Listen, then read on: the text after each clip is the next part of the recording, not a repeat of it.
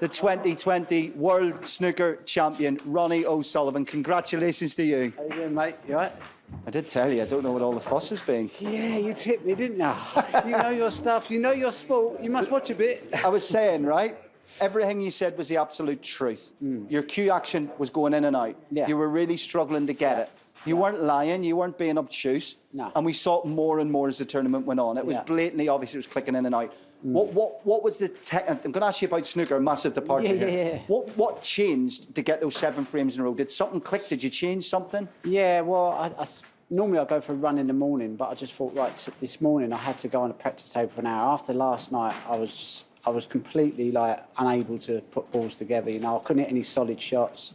Kyron was really, striking it well, scoring one, and for me to get 4 frames, it was only because he potted the blue and potted the red, fouled, unlucky, and the other frame he missed the red. Otherwise, I lose them 2 frames as well, and I should have really been behind. So I thought, I've got out of jail 10-7. I've now owe it to myself to get on a practice table and try and find a slot or a swing technique or a swing fault to go into this afternoon's session with. And I messed around with my grip, and I found something which I could hold the cue a little bit online, I could hold my finish a bit better, and it just gave me a bit of confidence to go out there and be able to compete, because that's all you want to do is compete, and it would have been horrible for me to not have made a game of it, because, that's what people want to see, You've had those moments 6 times now where you hit that one shot that wins you a world title. The first time you did it way back against Higgins, the 2 times you did it against Carter, and so on and so on.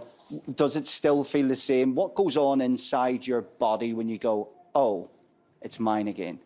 It's weird because I think, mentally, you train yourself to stay in the moment so much, never to get too far ahead because, the minute you start thinking about making speeches and what am I going to say to this one and that one, I've missed game ball and thought, what have I done, So, I've worked with Steve Peters and, we had a 3 months ago, I said, look, I really want to give it a good go, and I haven't really worked that closely with you, Steve, although we're friends, and he's like a father figure, such a lovely human being, and we've always been friends, but I said, let's really connect. So we was doing a lot of Zoom and FaceTime because of the lockdown, and, I had a few mental thoughts that I could carry with me, so every time I felt like it was getting a bit out of shape, I kind of just went back to what we were working on, and it just kept me present. And I just, some of them sessions where I weren't too good and I wasn't in the groove and I wasn't finding that slot and I wasn't penetrating the ball as well, I was able to not sabotage, basically, and just stay in the match and recover from the next session. And it's exactly what you've told me standing here as a pundit. Yeah. 2 things. Respect the game because it'll catch you otherwise. And the other thing you've always said, it's played between the ears. There's 6 inches between the ears. And if you're not happy off the table, Ronnie, it's not, especially with your 100-mile-an-hour brain, it's not going to be happy on the table. It's going to be torrid. It's going to be like a jail rather than a profession.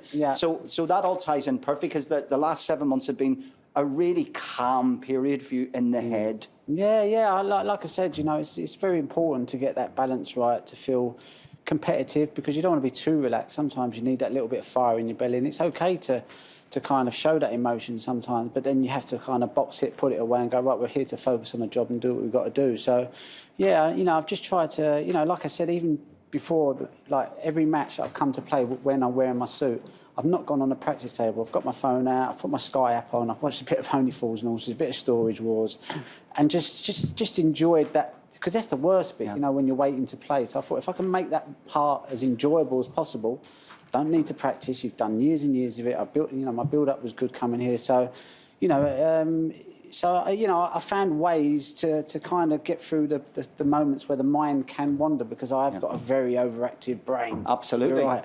He who dares wins. That's what they say. Do you know when your pictures pop up on your phone from years ago and it's a bit embarrassing? Yeah. Well, this is it in overdrive, right? They're great moments for you, but when you put them all together, I'm probably going to have to get you to explain some of the haircuts. So this is after 9 times of asking, by the way. This is against John Higgins, 2014. You want to talk me through that haircut? Oh, that's a blinder, that one, isn't it? I don't know where that one come from. I must have been in some lockdown for that to go that long. 2 on the bounce here against Ali Carter, of course, 2008, and then the first of your back-to-back. Yeah, 2012. That was never meant to happen, really. I never expected to get another.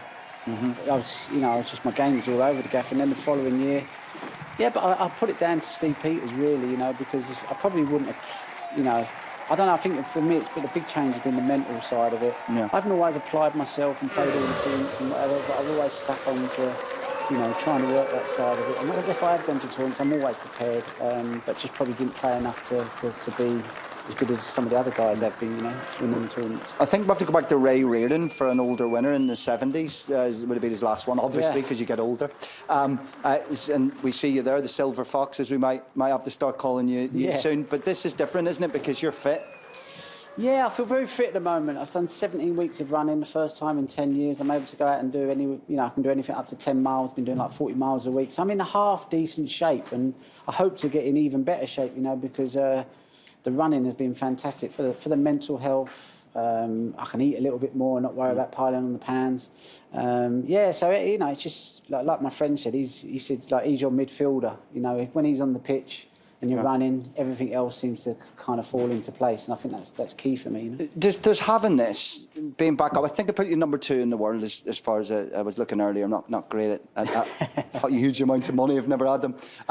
Does having this, being the proud owner of the most famous trophy again in snooker, bought by Joe Davis, whose book has been inspiring you. Yeah, of course. Does this change anything for the next year, or will we see you pick and choose your tournaments and get that life balance? No, I don't know if this means I don't have to qualify for the overseas events. So if I don't have to qualify for the overseas events, then I'll probably play more overseas events because, like the big tournaments are in China, and I love going to Germany and Austria, but I just don't want to have to go to Barnsley to have to get through the qualifiers. So, I haven't been number 1, I haven't been world champion, so I haven't played in them tournaments for a while. So I think the key is to try and play there and play more in China, because it's come towards the end of my career, and I just think that's a great place to sort of, apply your trade, really, because, it's just, I just enjoy my time out there well. So, I won't be playing anymore, if I want that home balance, and, I play snooker because I choose to, not because I have to now. So it's important that I just play it when I feel like it, really. Your first ever final was against John Higgins, right? We're talking about, as you said earlier, win 4, you're a great.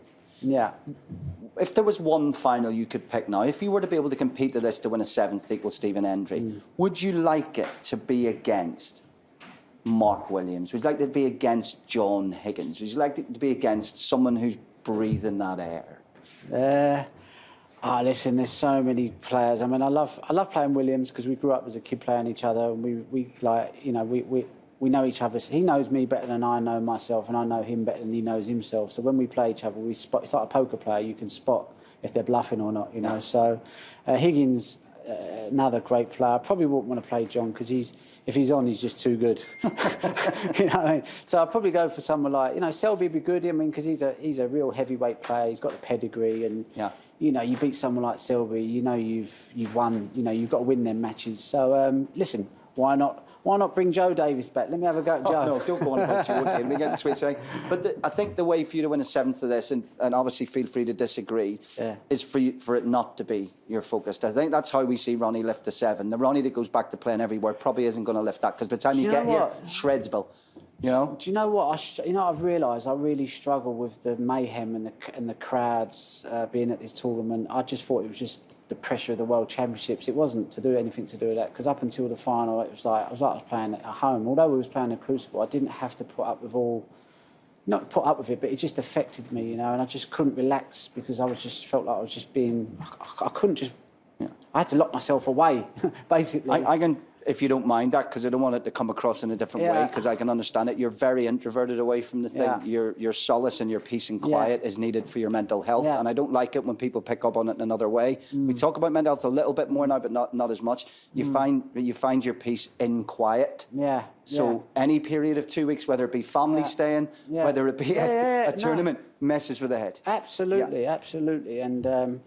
You're right, but I noticed a difference when they let a crowd in and there's people at stage door and like people in the crowd, and although I get a lot of support, believe me, I'm better off without the crowds, to be honest with you, because it's too much pressure. I feel the weight of them wanting me to do well, and up until the final, I just felt a bit of pressure, nice nerves, but not to the point where it just. And then for the final, I don't know, like we both had our supporters, but I preferred it when it was empty, to be honest with you. But that's just me. I just don't deal with feeling that I have to deliver and perform. It's hard. It's hard to do that, You've thought about sabotaging next year. You could use the money you've won to buy all the tickets.